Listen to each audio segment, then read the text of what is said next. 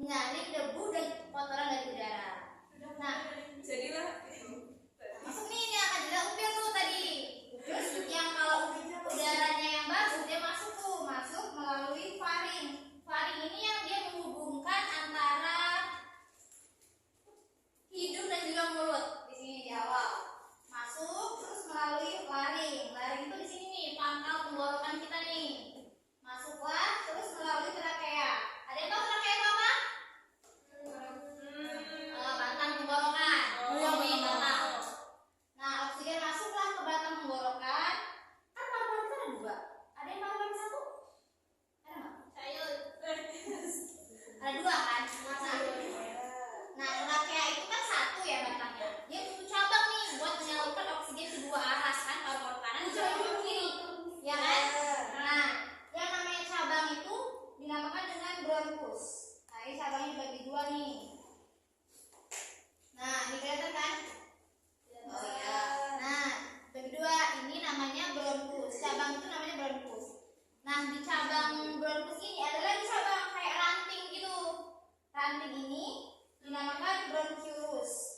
Jadi oksigennya masuk tuh. Oh, dibagi dua nih. Nah, bronchiolus tadi kan dari bronkus dia dibagi dua nih. Oksigennya kedua arah nih. Berarti yang punya cabang dari kanan aja, Bu. Enggak, dua-duanya ada cabang. Nih, ini juga ada cabang ini. Ini yang biru-biru ini bronchiolusnya. Nih. Kelihatan enggak? Oh iya, Ibu. Nah, masuk tuh. Setelah ada bronchus ada lagi cabangnya. Itu ada kantong kecil di dalam paru-paru yang berguna untuk menyaring darah dan juga kotoran debu itu, oksigen itu. Nah, dan ini masuklah ke dalam paru-paru. Itu dinamakan dengan proses pernapasan. Kayak gini contohnya. Nah, itu kan bernapas, gitu kan, lagi menghirup oksigen. Nah, terus ketika kita melepas bal ini berarti dia kempes, otomatis kan dia bernapas. Paham ya? Paham. Nah, pernapasan pada manusia itu terbagi menjadi dua. Ada pernapasan dada dan juga pernapasan perut. Oke, kita lihat video berikut ini.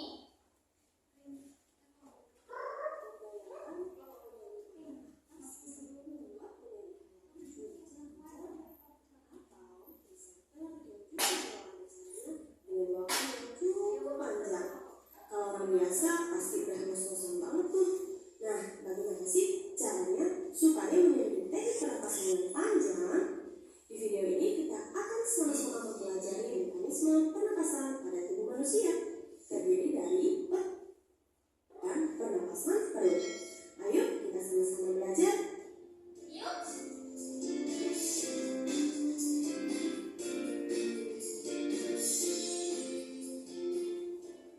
Pada saat kita bernapas, terjadi dua proses pada tubuh kita, yaitu saat udara pernapasan keluar. Saat udara pernapasan masuk, kita menerima inspirasi. Dan sebaliknya, saat udara pernapasan keluar dikenal dengan nama ekspirasi. Jangan tertukar ya, in kalau dalam bahasa Inggris artinya masuk. Jadi inspirasi saat udara masuk. Dan X dalam bahasa Inggris ada tuh kata exit yang artinya keluar. Jadi ekspirasi saat udara keluar. Kita akan mempelajari mekanisme atau cara pernapasan saat inspirasi dan saat ekspirasi. Tapi sebelumnya adik-adik harus mengenal dulu ada dua jenis pernapasan, yaitu pernapasan dada dan pernapasan perut. Perbedaannya adalah pada pernapasan dada bagian otot yang bekerja adalah otot antar tulang rusuk. Ingat ya, di dada kita ada tulang rusuk. Saat kita menarik napas, tulang rusuk akan naik atau terangkat. Nah, kalau kita mengeluarkan napas, tulang rusuk akan menurun. Lain lagi dengan pernapasan perut. Bagian otot yang bekerja adalah otot diafragma. Diafragma terletak di bagian perut, tepatnya di bawah paru-paru kita. Saat kita menarik napas, rasakan bagian perut akan sedikit membuncit. Sebaliknya, saat kita mengeluarkan napas, perut akan kembali ke posisi normal. Nah, kembali lagi ke mekanisme pernapasan. Kita akan mengurutkan mekanisme pernapasan dada dan perut baik saat inspirasi maupun ekspirasi. Yang pertama, mekanisme inspirasi pernapasan dada. Dimulai dari otot antar tulang rusuk berkontraksi atau terangkat.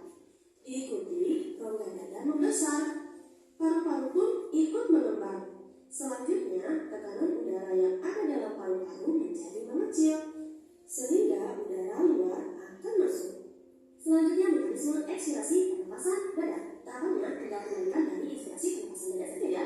Dimulai dari otot atau tulang rusuk berrelaksasi atau menurun, rongga dada mengecil, paru-paru menipis atau mengecil, tekanan udara dalam paru-paru menjadi membesar sehingga udara akan keluar. Sekarang kita akan beralih ke mekanisme pernapasan perut. Untuk mekanisme inspirasi pernapasan perut, urutannya antara lain otot diafragma berkontraksi atau mendatar, rongga dada besar, paru-paru melebar, tekanan udara dalam paru-paru mengecil sehingga udara masuk.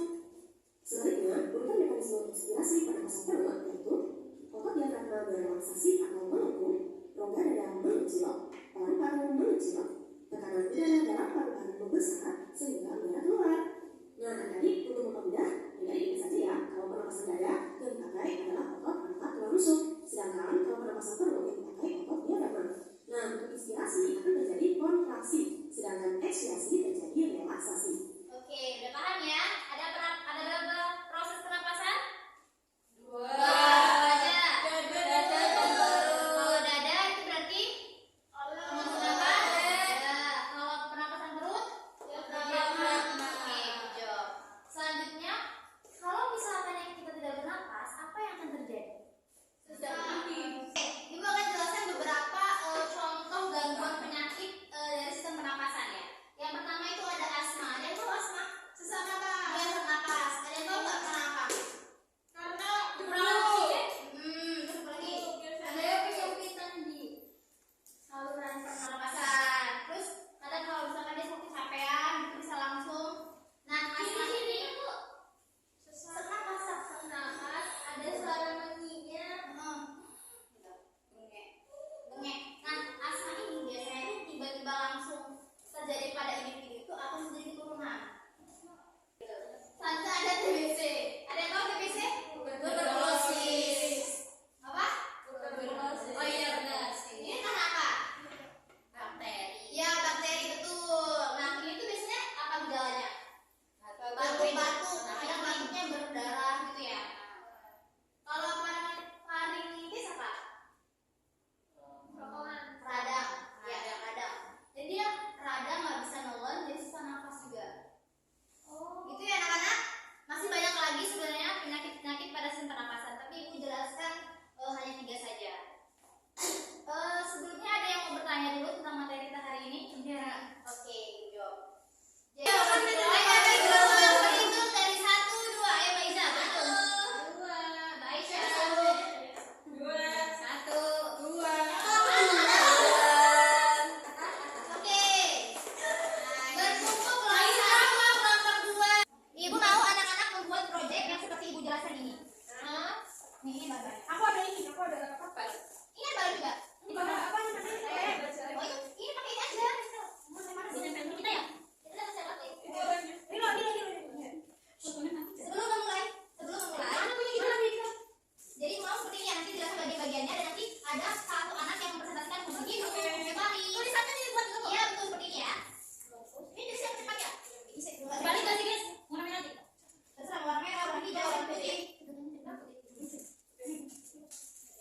Jangan lupa ditulis ya nama kelompoknya. Itu baru dibagi ya 2 orang. 2 orang. Satu kelompoknya satu.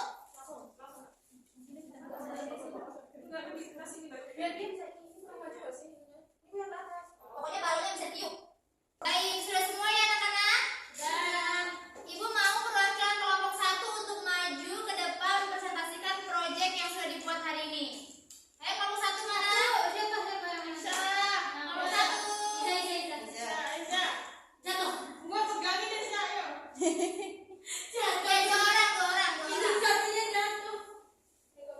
Nah, jadi teman-teman, kami dari kelompok 1 akan mempresentasikan karya kami. Di mana kita?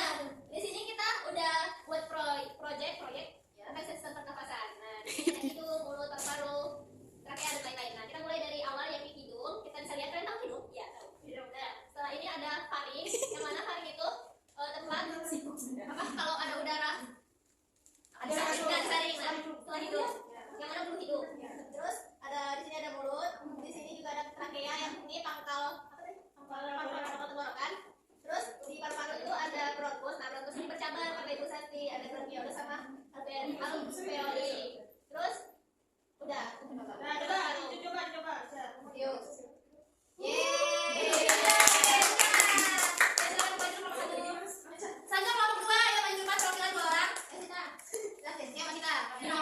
api. Oh Bisa. bisa. Ya. Oke, jadi ketika kita bernafas, proses pertama yaitu udara masuk ke dalam hidung. Ya. Setelah dari hidung, itu nanti di dalam hidung ada bulu-bulu. Bulu-bulu Lalu itu. itu fungsinya untuk menyaring debu dari udara. Kemudian setelah dari hidung ke faring, yaitu pangkal ujung sini ya, ujung dari tenggorokan. Kemudian ke laring, dialirkan ke laring. Terus habis itu ke trachea. Trachea ini batang dari tenggorokan. Kemudian setelah dari itu, di sini ada dari trachea ini. Di sini di pojok ini ada 2 cabang yang namanya bronkus. Dari sini nanti setiap oksigennya nanti bisa masuk ke kanan atau ke kiri dari paru-paru. Setelah bronkus ini bercabangan ada namanya bronkiolus yang biasa kayak ini, kayak akar-akar ini ya. Nah, ya terus habis itu dari bronkiolus ke alveoli. Alveoli ini nanti ada bulat-bulatan kecil. Nah, alveoli bronkus ini termasuk bagian dari paru-paru. Ya, oke. Apa ya?